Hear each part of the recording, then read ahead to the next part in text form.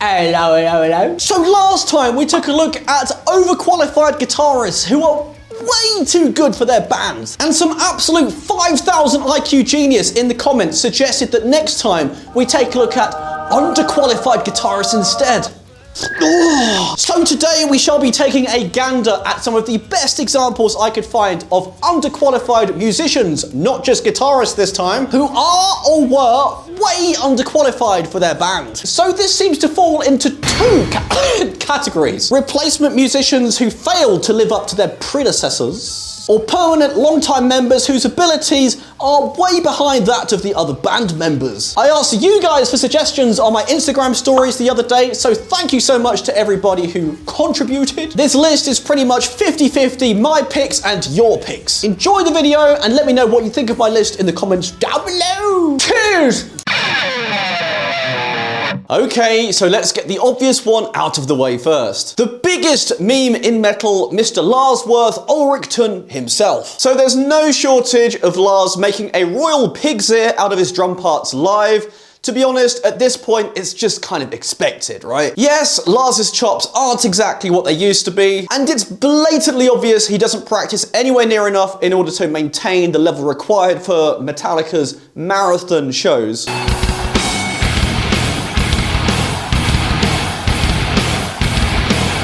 But to be honest, I kind of admire him for it. Like, he just doesn't give a fuck. He just gets up there, fumbles his way through all the songs to the best of his ability, and looks like he has an absolute blast while doing it.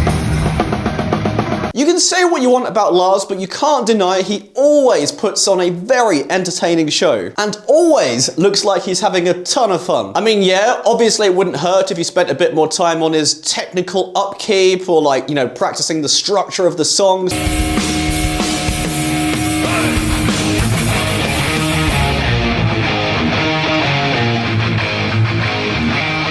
Because at the end of the day, it does make the band look kind of bad, and that's unfair on the other members. But for me personally, giving your all to a performance is by far the most important thing. It's also very easy to forget that he was an absolute demon on the kit back in the day, and his extremely unique, pioneering style has been an influence on countless metal drummers. One of the coolest things I always loved about his playing was just how fucking unpredictable his fills are.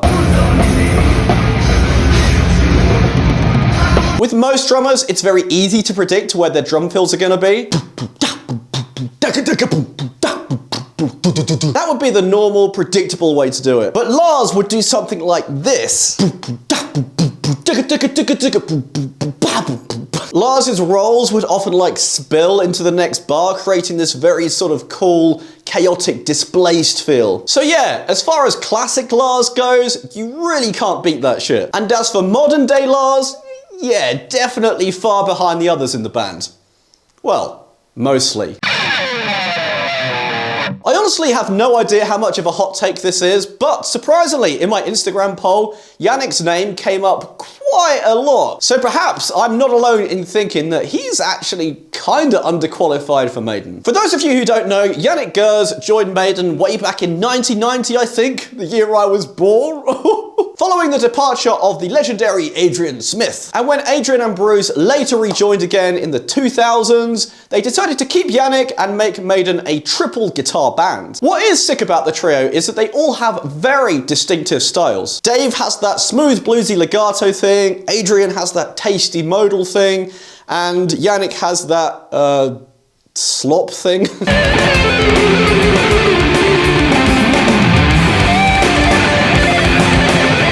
Now, I definitely do get Janick's appeal. His playing is very chaotic and off the cuff and improvised. But man, I've just never really been able to get behind it. I, for one, am a very enthusiastic partaker of the slop. But for Janick, he just takes it too far, man. It's too much. Most of his live solos, especially, are just completely unintelligible and just sound like absolute mammoth shit.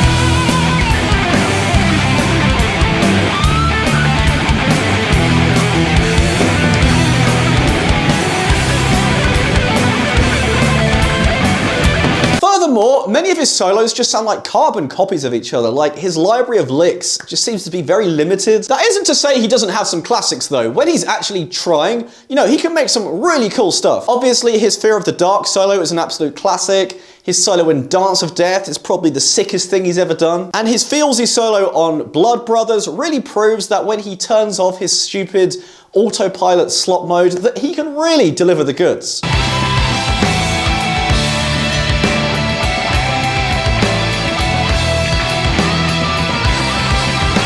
Not a bad guitarist by any means, and in terms of like raw technical ability, he's probably the best of the three. But as an overall, all-rounded guitarist, he is light years behind Dave and Adrian. At least he's really good at throwing his guitar around, right?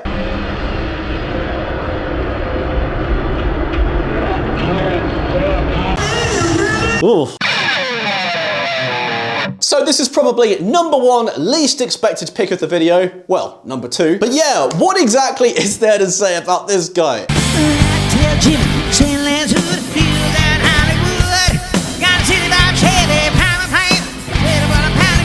Now, I'm no expert on Motley Crue. To be honest, I've never really been much of a glam fan, but it does not take a musicologist to deduce that Vince Neil has never exactly been a great singer to begin with. Back in the day, he was singing super nasally and really pushing himself to an unhealthy degree. So it's hardly surprising that his voice is completely shot now.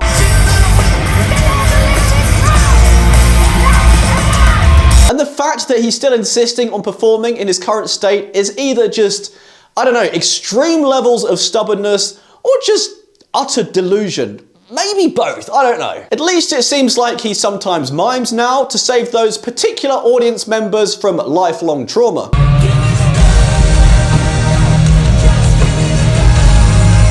Obviously, Motley Crue have never exactly been a band of, let's say, virtuosos, but Mick Mars and Tommy Lee, I guess, are at least like, you know, fairly respected on their instruments, right? So that definitely makes Vince Neil violently underqualified.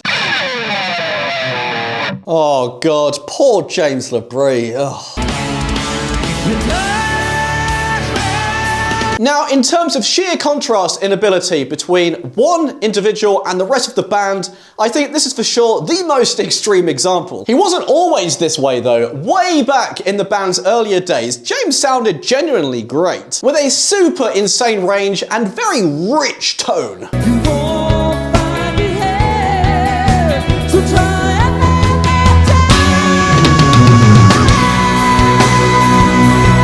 James has always blamed his diminished abilities on a severe case of food poisoning he contracted way back in 1994. Though many fans remain skeptical about this and think that it's just simply down to bad technique and years of vocal abuse.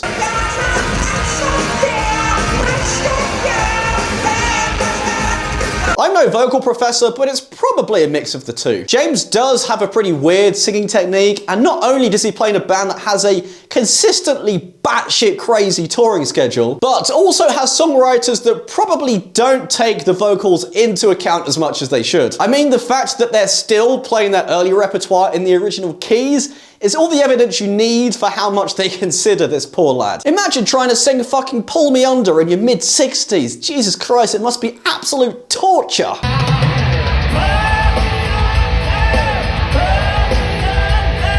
It seems like he gets around it by keeping enunciation to an absolute bare minimum with his trademark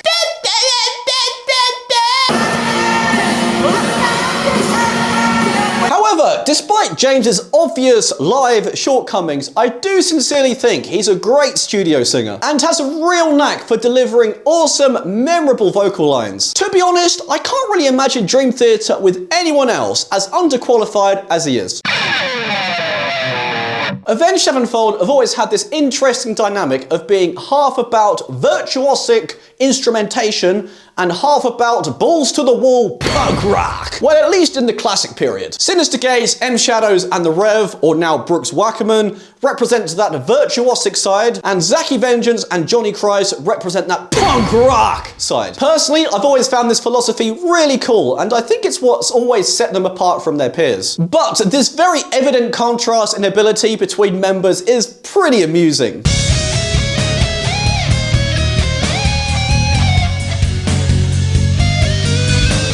think of many other high-profile metal bands that have such a drastic gap in ability between both guitarists. In most cases, both guitarists are at least like, you know, somewhat on par with each other, right? Obviously though, it doesn't really matter in this band, as Zacky's role is more of like a support and to provide that driving punk rock rhythm, rather than trying to compete with Sinister Gates' shenanigans. I gotta be in a band with fucking Sinister Gates.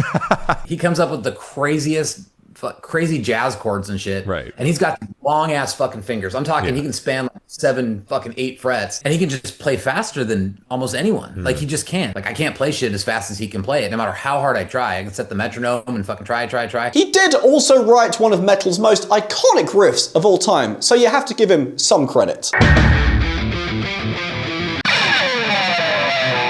So I'm sure you guys are well aware by now that I do enjoy critiquing, but trust me when I say there is truly no bigger critic of myself than myself. I know I probably come across as a bit of an ass in videos, but honestly, I'm a pretty humble person and I'm always the first to point out my shortcomings. I joined the Swedish symphonic power metal band Twilight Force 2 years ago in 2024, along with fellow Brits Galen and Alex from the prog band Azure. So I know many of you probably aren't the biggest power metal fans on the planet and probably dismiss the band because of the costumes and the themes and stuff, but you gotta trust me when I say the musicians in this band are absolutely fucking cracked, mate. I consider myself a great guitarist with a big musical knowledge, but I am without a doubt the least talented member of this band. Galen is easily amongst the most insane shredders in the world. Alex is one of the best technical bass players in metal. Kristen is literally a doctor in music and a virtuoso vocalist. Alessandro is one of the most revered singers in the whole genre. Isaac is literally a kid, but is absolutely insane on both drums and guitar,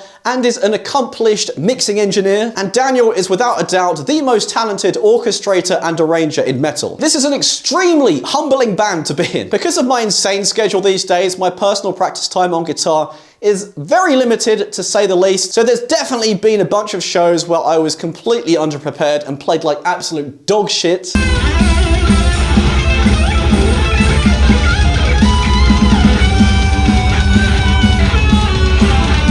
But honestly, some of the solos are so fucking hard to play live that even on a good day, I make an absolute tit of myself.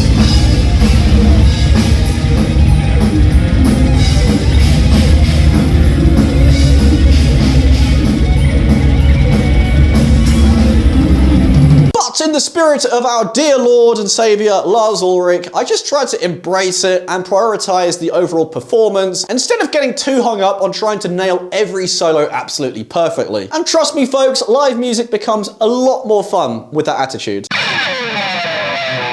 Okay, hear me out on this one before you start brandishing your proverbial keyboard pitchforks. Zakk Wylde is without a doubt the perfect spiritual successor to Dimebag. Those are some absolutely monolithic shoes to fill, and I don't think there's a single person alive who could take this role and not be subject to intense levels of scrutiny and criticism. So all things considered, Zakk was definitely the safest option and the one least likely to draw, you know, excessive amounts of backlash. All that being said though, God, the way he plays Dime solos live is just like kind of tilting and just a real mixed bag. Some of them he's pretty respectful of, especially the easier ones like Mouth for War, for example.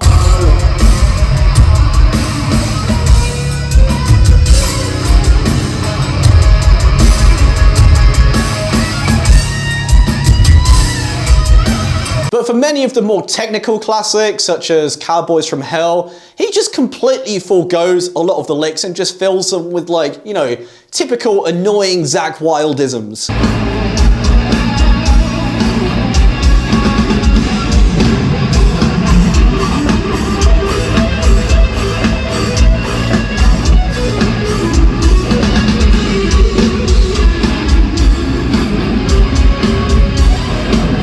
He wants to improvise a bit and probably put his own spin on some of these songs, but at the end of the day, right, people are there to watch Pantera and to hear Dimebag's classic lead playing brought to life. If they wanted to hear Zakk Wylde do his mindless pentatonic 10-mile wide vibrato thing, they just go and see BLS, right? Definitely not the most egregious underqualification on this list, but I can't help imagine what this reunion would have been like if they hired somebody who was more of an expert on Dime's lead playing, such as that Attila guy, or Ola even. Jeff Young was Megadeth's latest victim, lead guitarist on their third album. So far, so good, so what? I know this album has a bit of a cult following now, but in my opinion, it just kind of sucks compared to the other earlier classics, which I think is mostly down to the pretty weak soloing overall, as well as the absolutely abhorrent production. For me personally, and I don't think I'm alone in thinking this, but the reason, well, pretty much the sole reason I listen to Megadeth is for the tasty lead playing. You expect something exceptional and out of the box, not just some bog standard stock metal guitar licks, which is kind of just what we got on this album. Now, Jeff's playing is certainly not bad by any means. He certainly had some, pretty decent chops that were suitable for the time, and there are some very sick licks scattered throughout the album. But when compared to Megadeth's other earlier guitarists like Chris Poland and Marty Friedman, it's not even close. He would have been a lot more suited in a more, say, straight up thrash band like Exodus, for example. He just didn't have that you need to take up that esteemed mantle in Megadeth. Textbook unqualified. Sorry, Jeff, mate. To be honest, this pick could have gone to literally like half the band, but I decided to go with Sid because I just don't really understand what this guy's role in the band is or was, besides the, 3 DJ scratching solos throughout their discography. Now, I get that this band was very much a product of its time, and it does look fucking sick having that many people on stage at once. But please just tell me what exactly you need a DJ and a sample guy and 2 percussionists for, huh? Even in their earlier material where this sort of stuff was a lot more prominent, it still wasn't that prominent. Definitely not enough to justify hiring a whole band's worth of extra people. Compared to the other dudes on the traditional instruments, who are all absolute fucking beasts, by the way, I think Mr. DJ Man definitely earns his underqualified accolade proudly. To be fair though, it does look like he has the most fun in the band by far.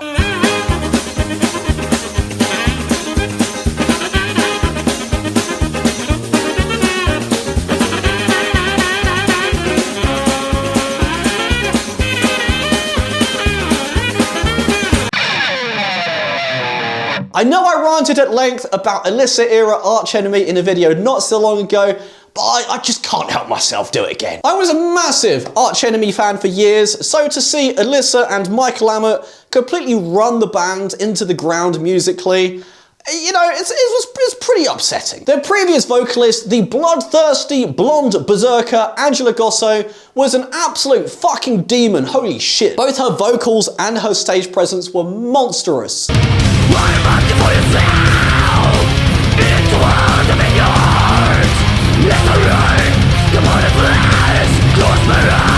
Whereas Alissa's vocals are just kind of like monotone stock metal growls. When I was born, the seed was sown. I will not obey my life as my own. Angela's were genuinely inhuman and full of a variety of various different growls and snarls and... The absolute beauty of the band's music at that time was that they could convey that sweet melodic aspect without compromising on the harsh vocals.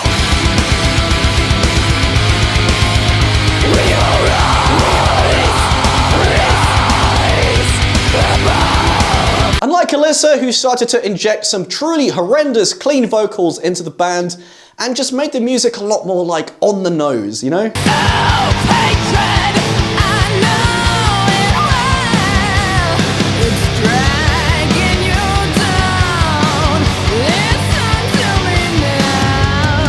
Obviously, the band enjoyed a lot more commercial success with the Bluehead songstress, but in my opinion, Angela was an absolute fucking powerhouse and impossible to top.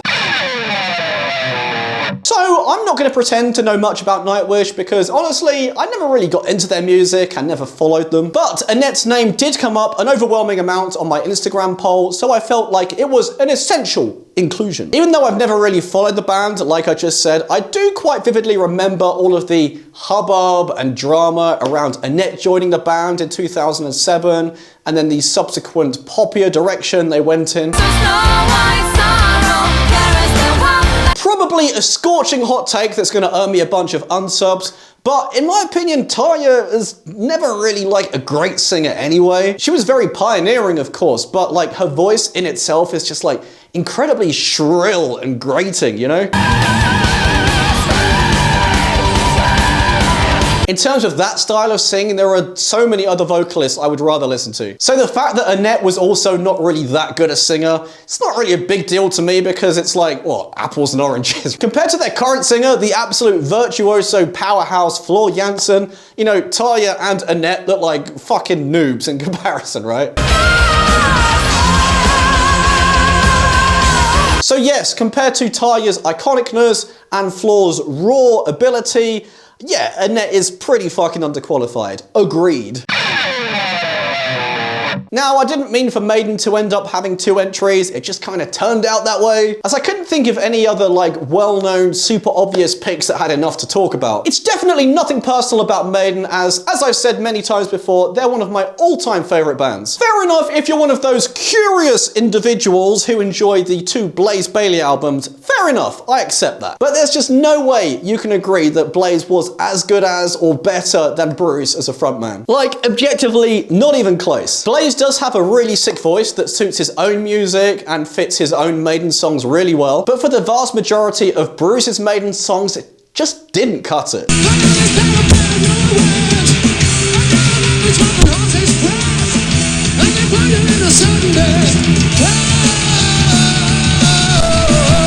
Blaze has a much more brooding baritone quality to his voice, which unfortunately just didn't really lend itself well to Bruce's trademark Olympian vocal gymnastics. If you watch recorded live shows of that time, the poor guy sounded completely exhausted and out of his depth.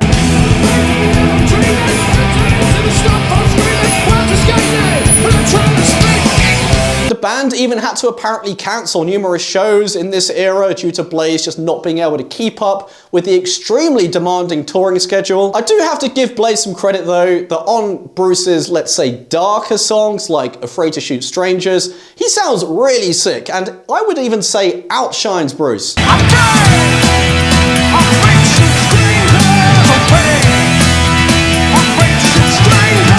But still, as much as he tried, Blaze just couldn't live up to Bruce's gargantuan standards. Underqualified! So before we end this video, I guess I'm gonna have to address the big curly-haired elephant in the room. Behind Lars, Kirk was definitely the most mentioned person in my Instagram poll. And even though he does seem like a super obvious pick and low-hanging fruit, I just couldn't bring myself to do it. Yes, his lead work on 72 Seasons is complete low-effort tosh, and he's definitely had his fair share of, you know, viral live fuck-ups. But even still, I feel like he's contributed so fucking much to the world of metal and metal guitar that it just doesn't feel right to put him here. He's uniquely iconic, knows his place, and is perfectly qualified at specifically what he does. Amen. All right, mate. Do that. Do that. Then do that. Nice one.